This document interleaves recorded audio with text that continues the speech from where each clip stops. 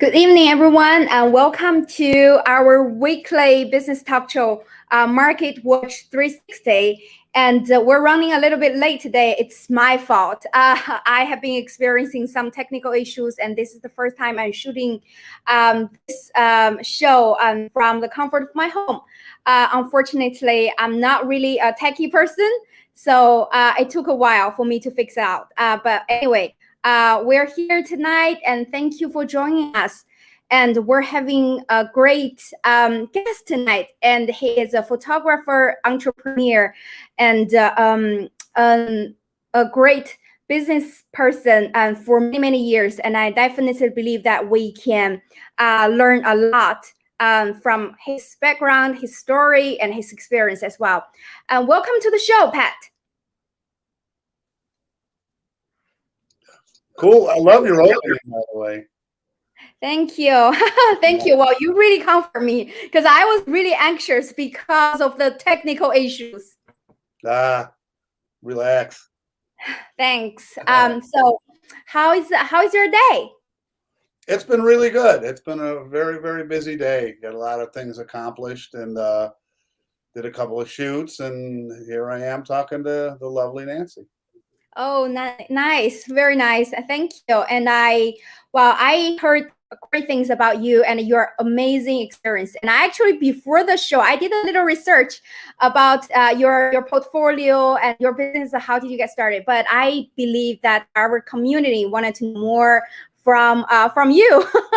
To begin with, would you like to share a little bit about your story and how you get started, and how did you become an amazing photographer? Sure.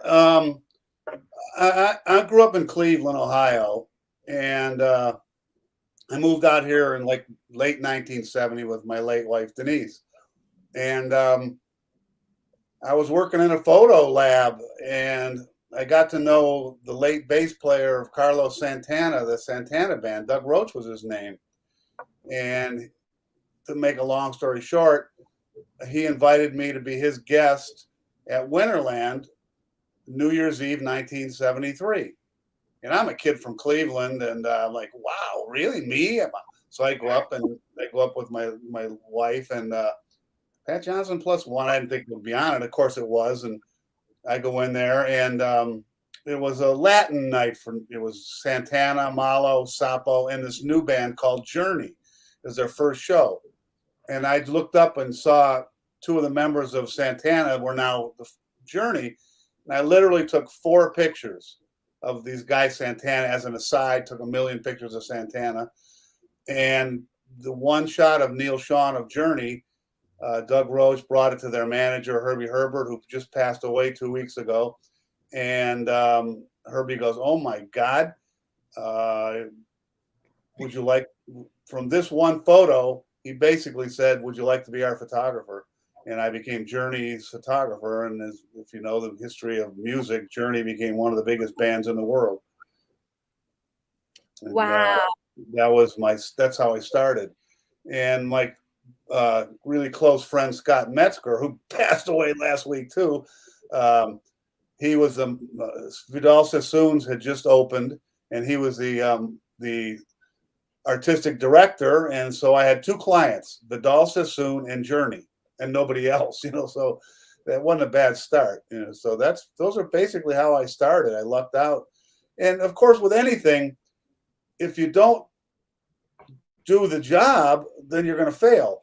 But I really believe part of the reason that I've been a successful photographer is I've always been honest. And, if you're going to be late, you let somebody know. If something was wrong, you tell them. And I really and truly believe that that's the key to my success was well, obviously working hard and learning and never giving up. But I think honesty was the key. I agree with that. Yeah, always being honest and always share the best part of your story, and also being authentic, right? Yeah. And so you really started high. You really started high. So tell us, what did you learn from that experience? Well, I wasn't making a lot of money. They were big time clients, but I wasn't making very much money. How many times can you photograph Journey or Sassoons? But still, that was the stepping stone. My association with Journey, they were on Columbia Records, so I started doing work for Columbia Records, and doing. And then Epic Records was their sister company. I started doing work for Epic Records, and met Joel Newman. And one of the jobs I did was shooting Michael Jackson. That wow. was, right? And that's all. It was all like this little. Was that in person? Pardon me? Was that in person? Like the shooting? Yeah, I spent 3 days doing the photographing the Jacksons. Wow. It was when they. Very cool. Very cool. Yeah, it was very cool. It was really one of the highlights of my life, meeting them. And I don't care what people say. He was a wonderful man, and I don't believe any of it. Yeah, yeah. Wow. So you started working with those incredible people, and then, but you actually not starting as a professional photographer, right? Because that was just by one opportunity. And then were you nervous when they asked you to be a professional photographer, like working? Oh, God, yes. Oh yeah, I had no idea what I was doing. Literally the first job I did for Journey was actually the first real show with the real band, the full band. And it was at the Great American Music Hall. And I was using a Hasselblad, which means nothing to most people. It was a camera, and you had to look into it to load the film. It was film. And I was using a candle. I started my hair on fire. Literally my first people are pounding my head, and the band stops and starts laughing at me, and but that's all fun and groovy. But what really was the bread, kept me going was, I did family portraits, I did weddings, I knew all these art photographers. Goes, I'm not doing weddings. I go, well, then you're okay. Bye. They're all gone. I did weddings, I did corporate jobs. I still do all that stuff. And I had a studio in San Francisco on South Park for 38 years. And I moved down to the San Mateo. I live in San Mateo. My late wife and I bought our house in '86 in San Mateo. So I moved my studio, downsized a little bit, and opened a little studio on South B Street, sharing it with my friend Eric Acosta, who's a really tremendous construction company. And so, and because of being down here, I've gotten a lot of really lovely family portraits. They'll see my name on Yelp because I'm local, and they'll come in, and I don't charge them very much. And it's really lovely to have these people. And I get all kinds from, every ethnic, everything, from people in their full on Indian outfits with their, and it's really fun. It's, meeting a whole new group of people. And I'm pretty happy at that in that regard. And, the music business is sort of dead. I still do a bunch of that. I mean, some, as much as there is, KNBR is my client. So I've done the Giants and the 49ers, but my bread and butter has been the not the big guys. I mean, that's the stuff you can name drop and go, ooh, ah. But, I just literally yesterday, I got the first draft of, finally, I did my photography book, the Pat Johnson music end of it anyhow. And Joel Selvin wrote the introduction and put the name. He named it Blue Collar Photographer. Because wow. That's who I am. I'm a blue collar photographer. I'm not a hold it straight up. And the book will be out maybe a month or two. But that's the first draft. I'm looking at 3 or 4 of them, deciding which ones I like the printing, and then I'll make the move. Then I'll make the order.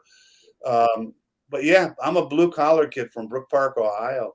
So I'm not a rich kid. I don't, I had to work for, if someone comes in my photo studio and you see all that stuff and all the equipment and all the cameras, I bought one piece at a time. So.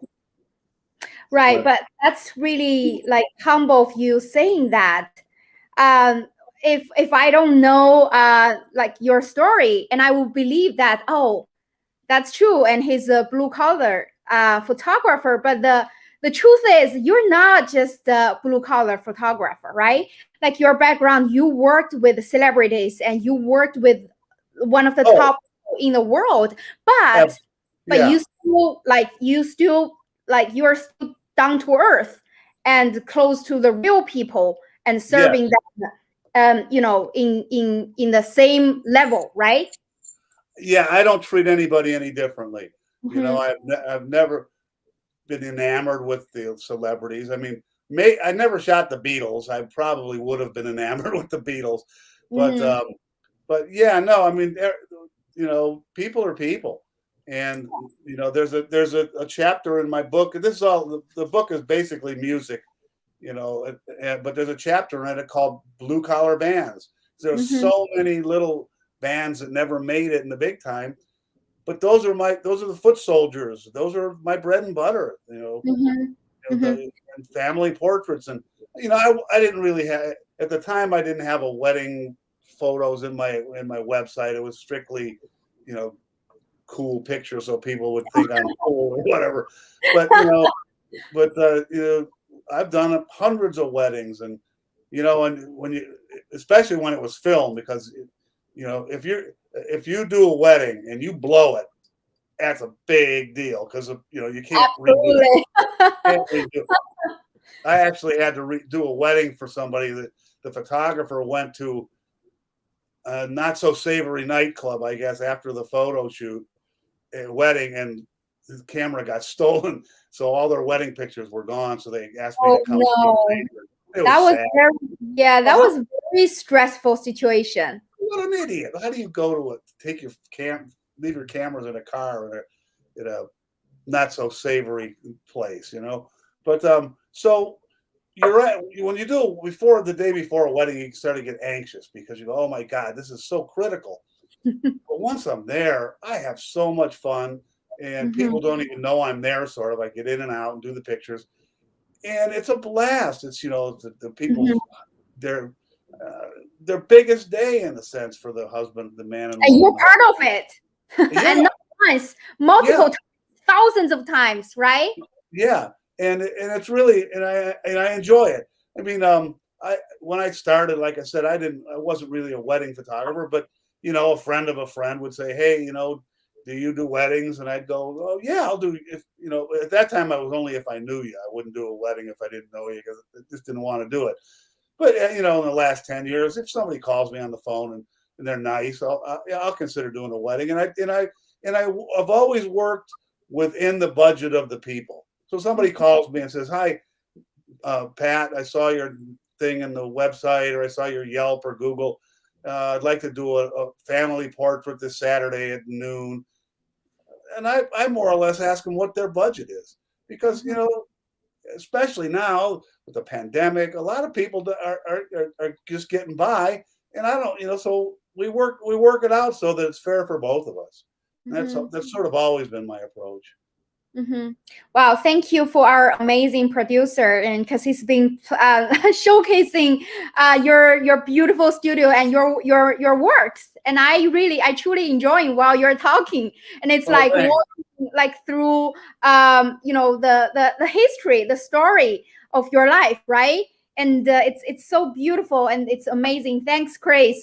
I've been doing this amazing work, and I hope that for those of you who are joining us tonight, and this is a real studio, and this is the studio of Pat, and as you can tell, those people and awards, and this is his life. And if you by any chance and wanted to have him as your professional photographer, you should check him out. And we will have your website next to this live. So for who who are interested in, knowing you more and working with you, and they can definitely check out your website, right?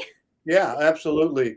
Um, and the thing about it is it's funny because if you come to my studio, it's not, you're outside. It's right next to the Aragon Vet. It's a gravel parking lot. It's not slick. It's just a little. I don't really want people off the street knocking on my door. I don't want people knowing what's behind the door. So and they walk in, they go, "Where am I?" And then they walk in, and then there's Eric's construction equipment stuff. They go, "What? Where am I?" And then we open my door, and you see, and their jaws drop because I was on South Park in San Francisco for 38 years. South Park has become one of the hottest pieces of realty in San Francisco. It's Third and Bryant. It's tech world. I mean, Twitter started. This is why I left. Twitter started on South Park. Instagram started on South Park. Wired was across the street, and it just became infested with no park. I had a parking spot, but they blocked my driveway anyhow, and I had to leave. But I don't really. Even there, I didn't want people to know what was behind the door. You have to contact me and say, and then I'll let. Sure, come on in. So, I don't know why I said that, but I'm kind of keeping. It's like the industrial places in the old New York photography studios or whatever. Okay, I have to interrupt you a little bit. So for those who are interested in, photography and interested getting to know more about Pat, and the link is down below this screen. Chris, you're amazing. So for those of you who just want to reach out to Pat and just go for it. And this channel is designed and to support small business and to get them to know. But I believe that Pat has been doing amazing job, and he doesn't really need our support or help anyway. So, but we just want to do this and to bring the best to our community. And so, tell us a little bit about how is your business during pandemic? It was really at the beginning. As all of us, no one knew what was coming, so you wore gloves and masks, and you wouldn't go anywhere. So that was the impetus for me to take the time and do my book. But I have a couple of good clients that I do real estate photography, and so that's good. You go in and do these houses, you don't really see the people, and the agents aren't there. They'll let you in and leave you. So that's been keeping me going. And then there's small little family pictures, and musicians still contact me. But the first year I didn't want anybody in my studio without a mask on, just like you didn't. So the first year it was really hard, but it's coming back now. Like for an example, I did a lot of work for the San Francisco Giants. You can see the picture of Barry Bonds I did for them years ago. I did the Giants Fan Fest every year for not the last 2 years. So it's hurt. I did KBLX Stone Soul Picnics. I was their photographer. Didn't happen the last 2 years. The San Mateo County Fair, which is our community. I've been doing photography for the county fair for 25 years. Not last year, and so it hurt. But it's coming back. It's coming back. So during pandemic, I hear you that the business got hurt a lot. And how did you pivot? So how did you market yourself, or what are the smartest moves that you did in the past couple of years?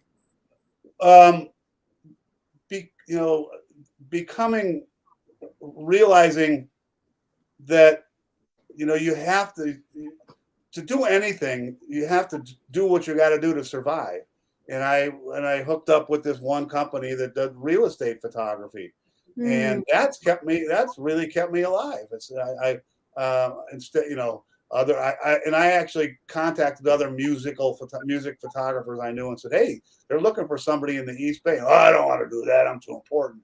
Okay, well, they have no, they're starving, and I do a nice job for this company. It's called F8, and I do all tons of houses, and I did 2 in San Mateo today, and then I had a corporate headshot at 5 o'clock in my studio.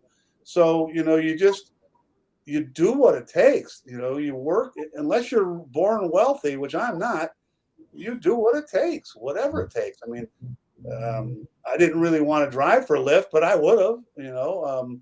Uh, you have to do what it takes to survive. You really, really do.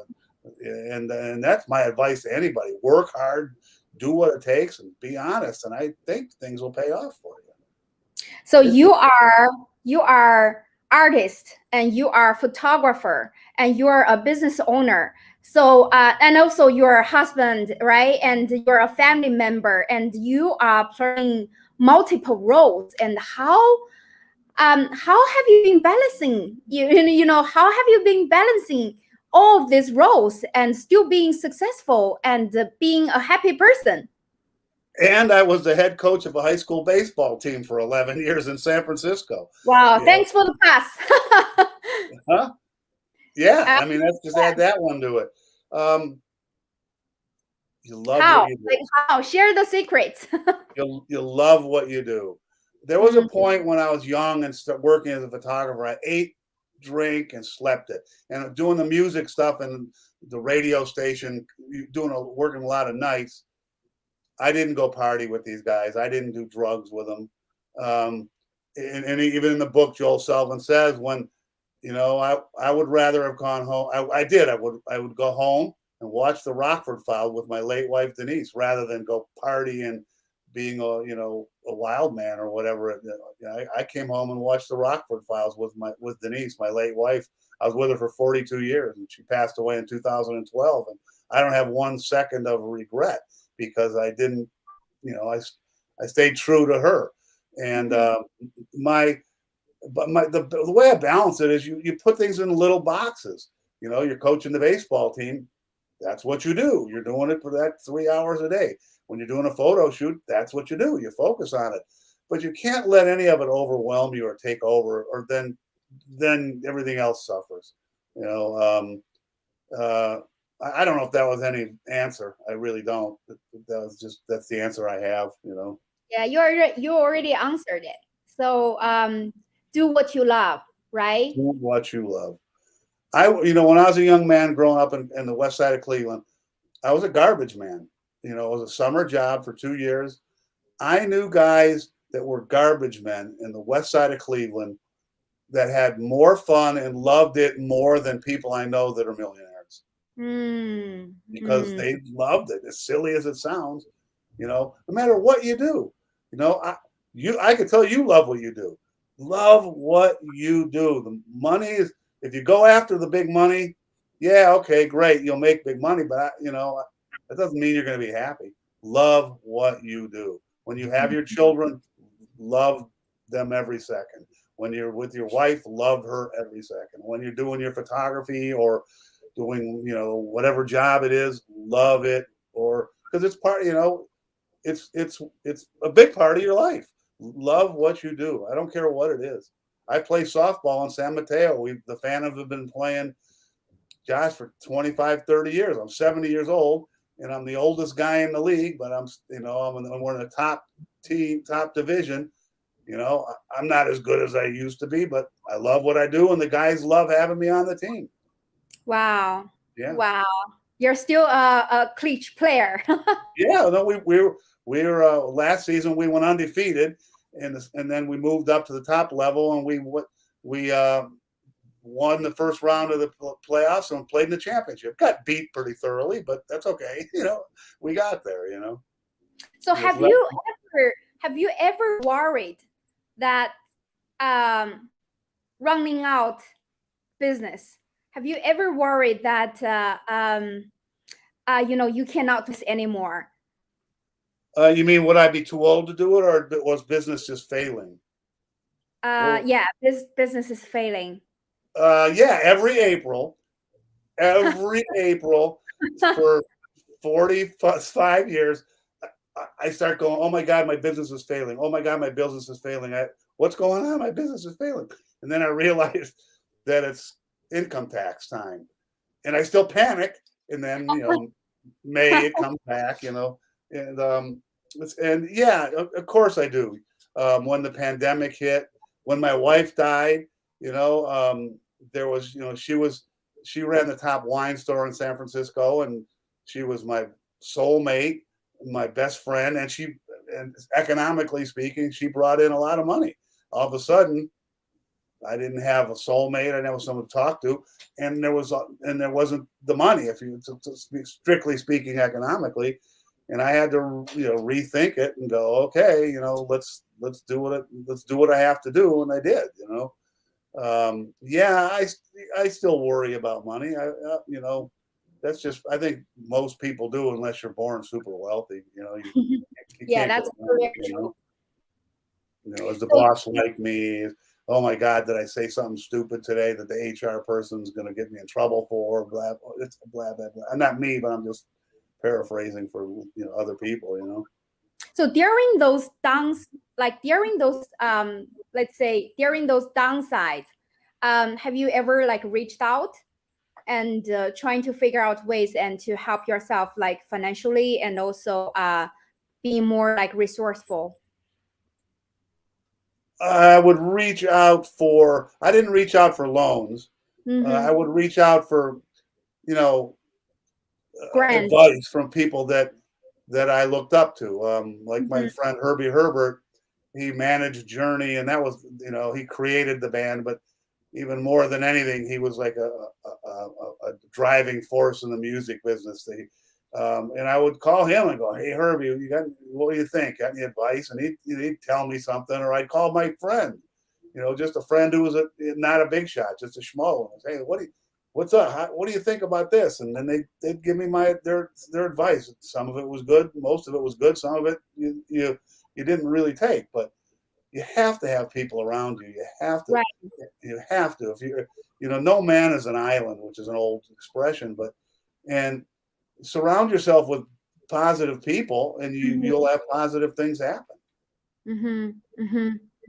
I mean that sincerely. Yeah, that's very, very true, and that's what usually the successful people are seeing the same way, right? And they're saying that you are who you around, right? Oh yeah, if you're around bummers and negative people and thieves, well, it's like this: if you're a thief, you think everyone's stealing from you, right? So if you surround yourself with that kind of person, what's the results? You surround yourself with people that love you. My little softball team, we're family. I mean, we love each other. I mean, guys been playing on the team since they were 15 years old, and they're 40, and we've had guys on our team that were really good ball players, but they weren't good guys. We got rid of them. We'd rather lose with you than win with him. And that's kind of life, in its own way, Right.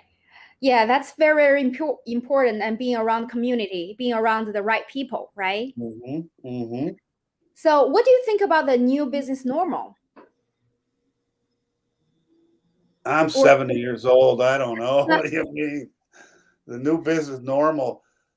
There is no new business normal to me. It's the same as it's always been. It's just you evolve with it. I mean, I was the top photographer in the music business in the 70s, 80s, and 90s, and 2000s. One of them, anyhow. And there is no music business anymore. So you evolve. You pursue. You do family portraits. You do real estate photography. You do whatever it takes, or you quit doing photography. But you evolve. You have to. Actually, it pushed you to reach more people and to reach more categories, right? Yes. Not just the serving a specific category, right? Yes. My website at the time, and I have two websites, but the one you have up is the one that's appropriate to this.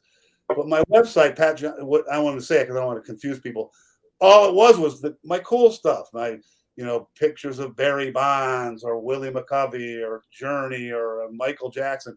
I didn't have any family portraits or weddings or headshots. When I moved on to San Mateo, we created another website, which is the one you have, which it's got music on it, but it's got models, it's got family portraits, it's got weddings, it's got events, it's got all that stuff that I need to do to still be a relevant photographer, and like I said, years ago, the young art guys, I wouldn't do a wedding. Goodbye, you're gone. They're gone now. They're working for something. Maybe they made a lot more money than me, but they're not photographers, and I mean, I love you don't even know. I can't even explain. I'll get a call from somebody on Yelp or Google, and they saw my thing because I'm in the neighborhood, and they call and they'll say, I called to other photographers and they didn't answer the phone, and you answered the phone, duh, and so answer your phone, people, and so and this sweet little family comes in. And I don't know them from Adam, and they've got a 2-year-old kid and a 5-year-old kid, and their grandma's visiting from India or Cleveland or New York or Asia or whatever, and they're such sweet people, and you spend an hour with them, and you try with all your heart and all your might to make them have the coolest photograph that they could possibly have, because this is a treasured memory of their life. Their baby's not going to look like that. Their 2-year-old's going to not look like that in a year. And they put all the trust on you. What? They put all the trust on you to catch the best moment. And there are people out there that's money, bums rush, give me the money. It's not me. I care about every photograph. Look at those cool pictures. Yeah, the last guy was Don Blue from the old K101. This is the guy that does Bizarro Comics, Dan Peraro. That's a fashion shot I did. Wow, that's very cool. I like it. I like this is my studio, a fashion shot. That's my late dog, Smokey, and a little model shot for a little girl. This is a corporate shot, So yeah, I love what I do, and I don't care what it is. There's no difference between this and this. This was an amazing photograph. It's the complete San Francisco motorcycle crew, and very cool.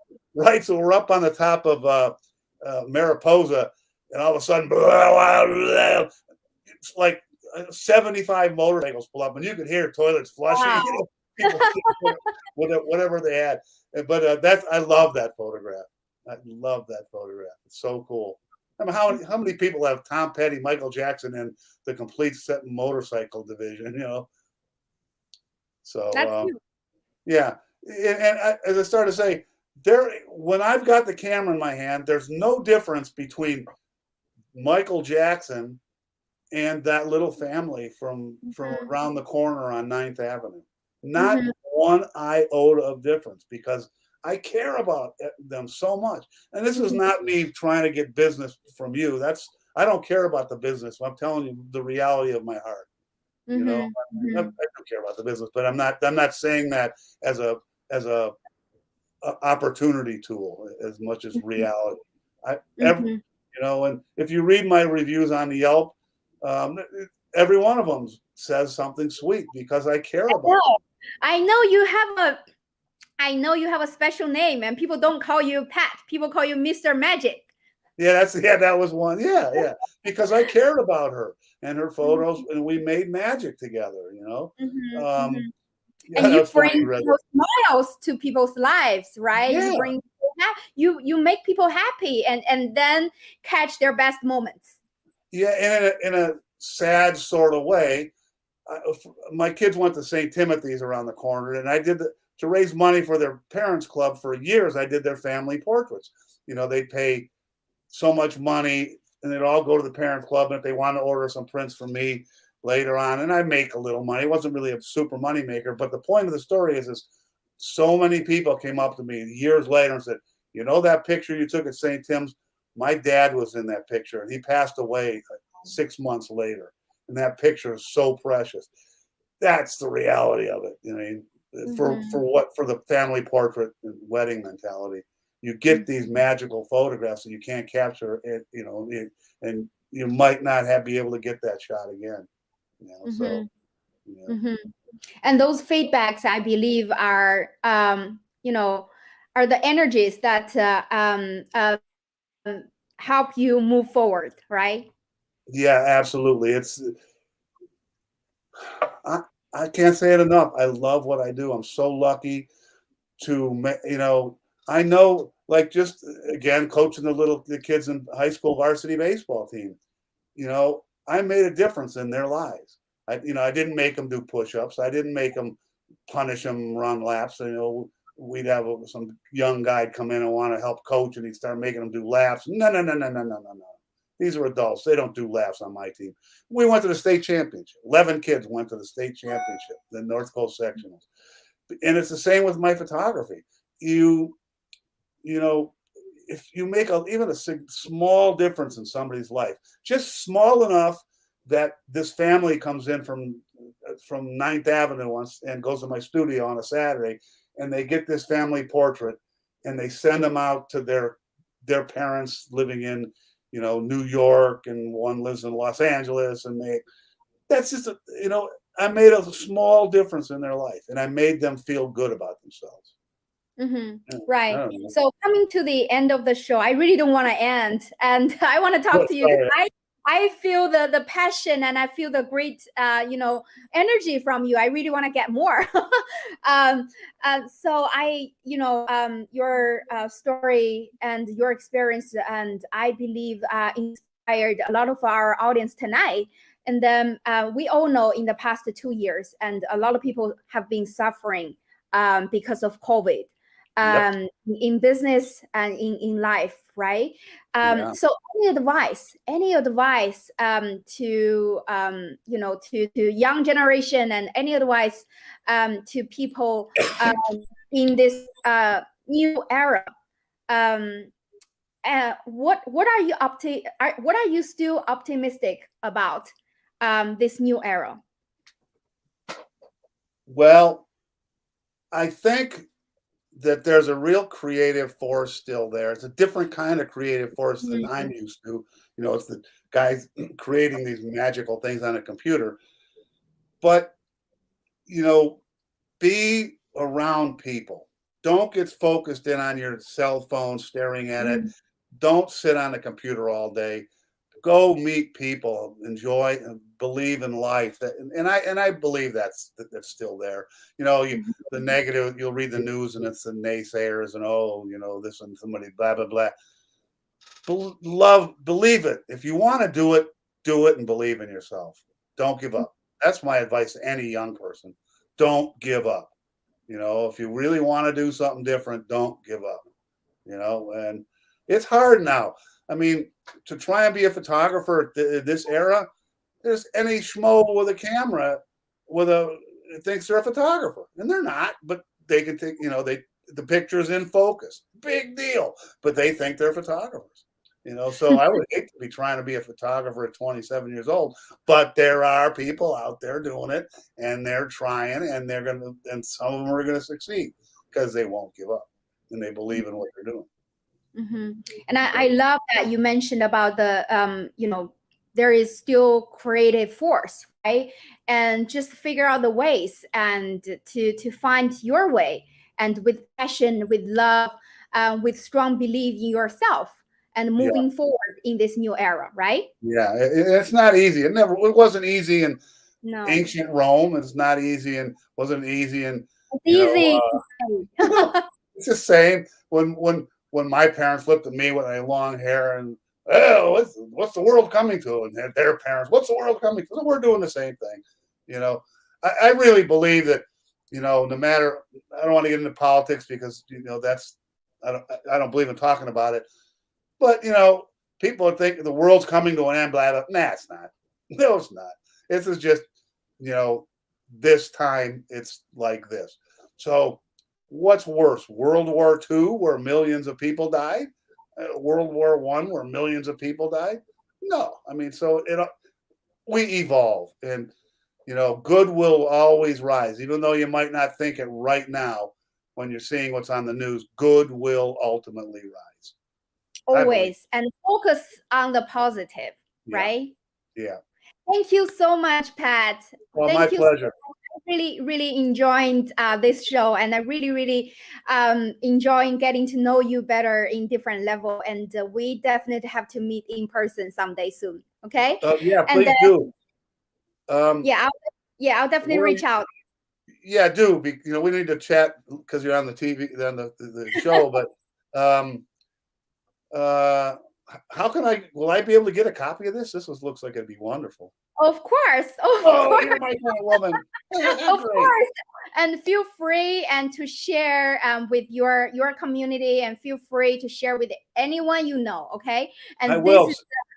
This is an amazing conversation. It's a great show. It's not just for you, not for myself, not for my team. It's for the community. And this is we're a business talk show and happening every Thursday at 7 p.m. Okay. And then just want to bring just want to bring the best to the community, and to share more stories behind the scene.